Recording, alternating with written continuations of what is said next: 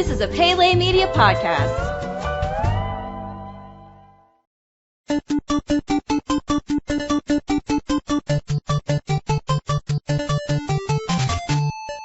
Welcome back to Goonies Minute, everybody. Goonies Minute is the fan podcast where we chronicle and overanalyze the movie Goonies minute by minute. This is Brady. And this is Chris. And we're here today to bring you minute number 66 of the Goonies. I almost said this is Troy.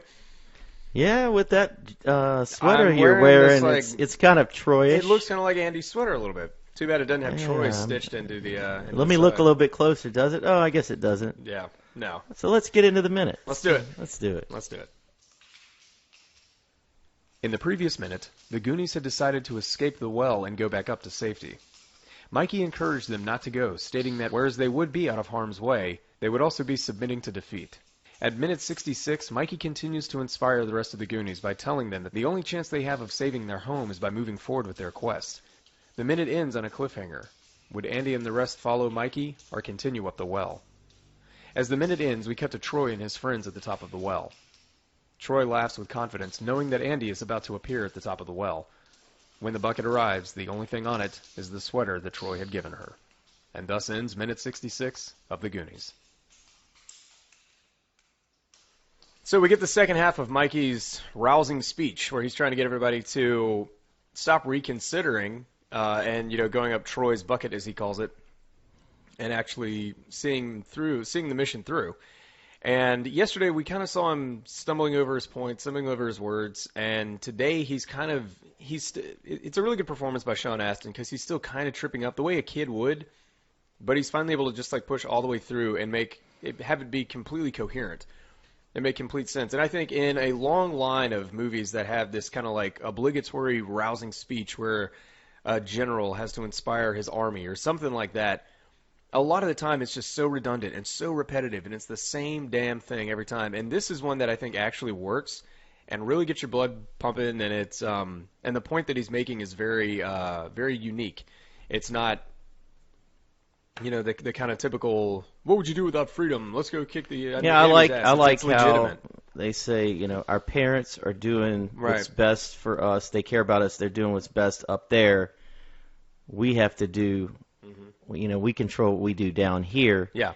And if we leave our sanctuary, which is in these caves and in this well, and if we go up that well on Troy's bucket, then we leave where we don't have control anymore. Yeah. As long as we're down here, we're in control. Mm-hmm. We go up there, our parents are in control. Yeah. And we're going to lose to the golf, to the demolition. Right. Down here we stand a chance. It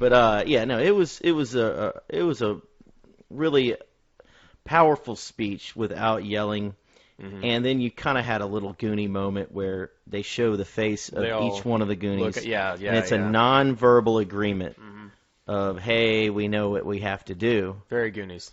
But it's interesting because it's very sincere because he's not damn the parents and damn their way of doing things. He's still very they love us and they care for us and everything. So he's not pulling out all the stops. Right. And he's not going to cheapen his point by saying nobody up there cares about us. It's still very much yes, we will be somewhat safe up there back in our world, but we're still going to lose the fight. It's going to be a different world. It's going to be a different world, yeah. A different world. There you go. It'll be a different world. They're not going to, if they go upstairs, if they go up the well, it's not like they won't be able to have a roof over their head. It's not like they won't be able to go to school, or they're not going to be able to have food on the table. But it won't be the same life that they've been used to living. Yeah, exactly. And that's important to a kid. Very, very, very.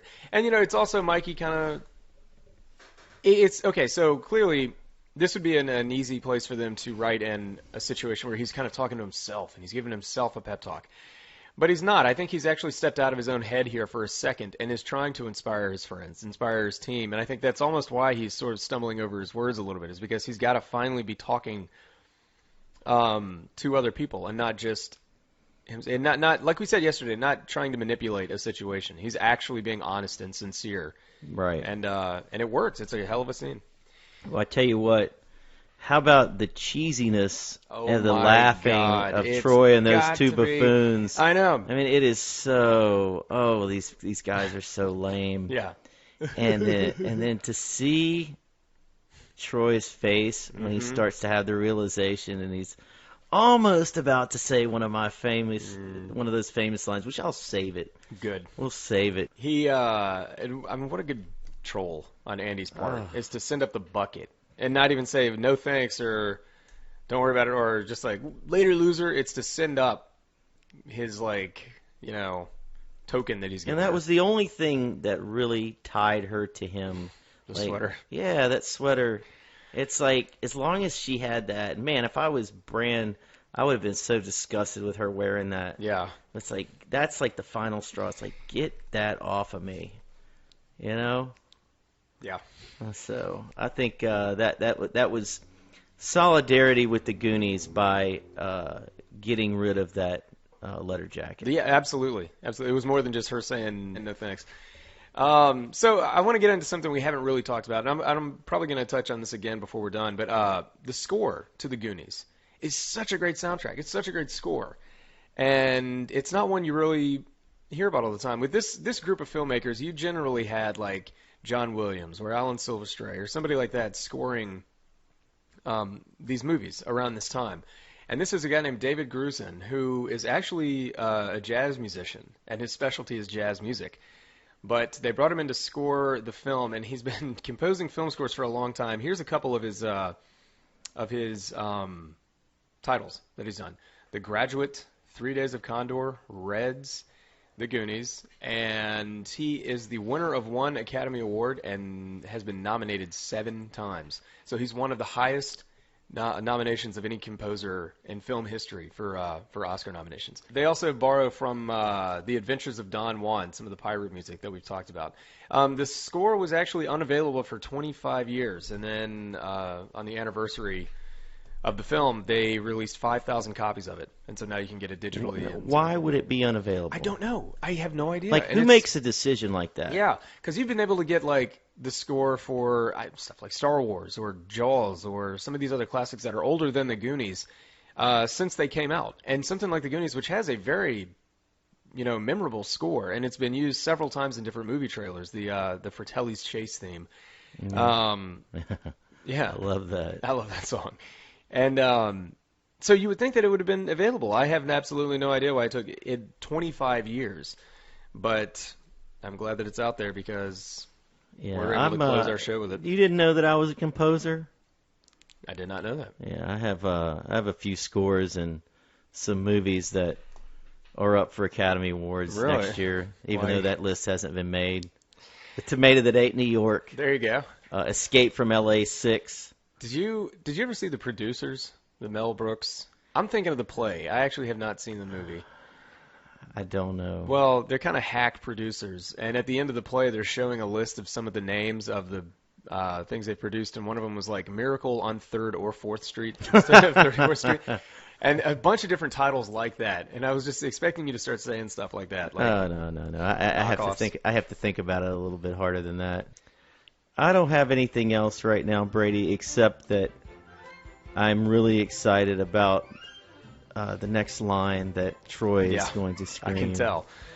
The enthusiasm in your voice. No, seriously, I really am excited about that. And we'll be back tomorrow and be able to get you the opportunity to recite your favorite line from any movie ever. That's right. So until then, this is Brady. And this is Chris. We're here to remind you that Goonies never say die.